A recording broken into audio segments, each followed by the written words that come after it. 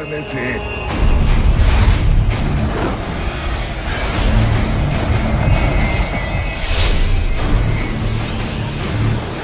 Well, I'd say the biggest difference is probably, while in cinematics we consider ourselves, an animation studio really that works for a game studio.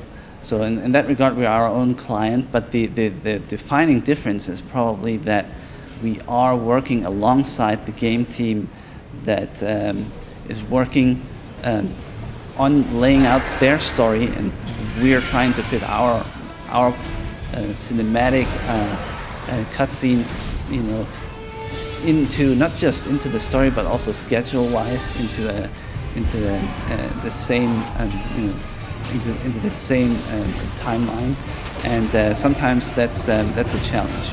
That's something that movie animation studios, feature animation studios probably don't deal with so much. The fact that there's game development happening at the very same time.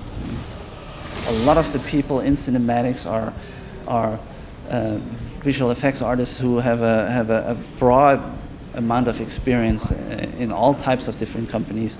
A huge amount of talent comes from all the major Hollywood studios, and yes, I mean in that regard, we're very open to these sort of things, definitely. Blizzard in generally, we always listen to the players and the fans,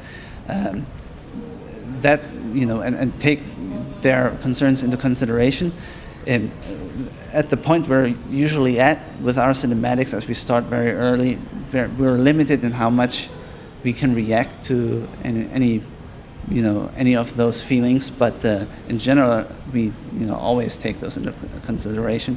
The second part of your question as to going out of house, Blizzard is has got an art style, and with that comes a certain amount of pride, and during our Diablo III cinematic productions, there were a few moments where we felt that, how are we going to get everything done, but it never came to, we never even thought that, spend any time thinking that we should ever go out of house. We always do our own work in-house. That's what we do, and that's how we approach things. There's a lot of technical challenges that we in any type of production will have that we need to overcome, but so far really I can't say anything completely stopped us in our tracks. That's due to the fact that we're working with some amazing talent, some great experts that are the best at what they do, and they are just very good at making things happen. That is not to say that it wasn't very difficult at times, but we're very blessed with the team we have.